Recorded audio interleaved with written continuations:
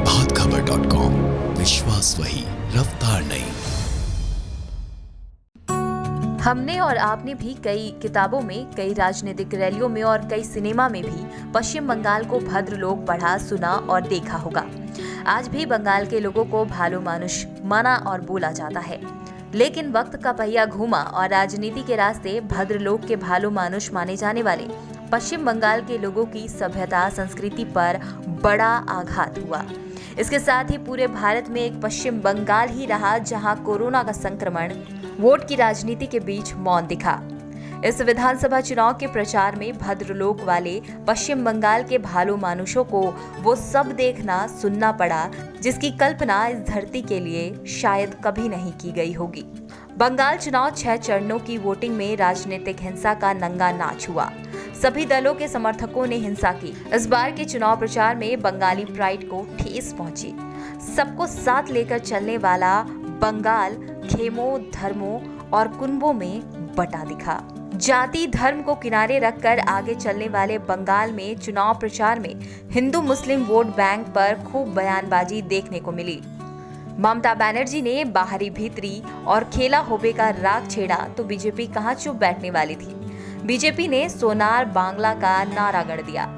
साहित्य, सिनेमा, कला, संस्कृति और आध्यात्म की सोने की चिड़िया को बीजेपी ने सोनार बांग्ला बनाने का चुनावी नारा भी दे दिया।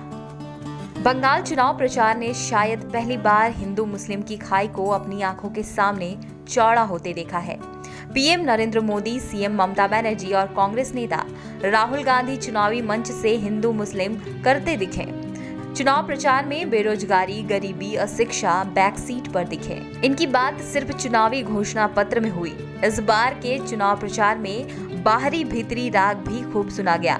बीजेपी नेताओं ने घुसपैठियों को बाहर करने की बात कही, जबकि ममता बनर्जी ने तो सीएए और एनआरसी का हवाला देकर वोट बैंक को गोलबंद करने की भी खूब कोशिश की। कोरोना जैसी महामारी पर भी खूब पॉलिटिक्स हुआ।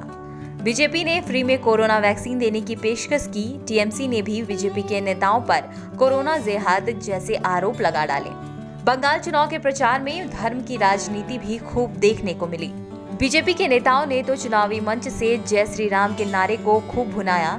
यहाँ तक कि जय श्री राम नारे को राजनीति से जोड़कर नहीं देखने की बात भी कही। दूसरी छोर पर खड़ी ममता बनर्जी चुनावी मंच पर चंडी पाठ से लेकर शक्ति आराधना करती देखी गई। आखिरकार 7वें फेज की वोटिंग भी आ गई है। अब सबके किस्मत का फैसला 2 मई को होगा। लेकिन इन सब के बीच बंगाल के राजनीति ने समझा दिया कि विकास के बदले अवसरवादी राजनीति राज्य की छवि को धूमिल ही करती है।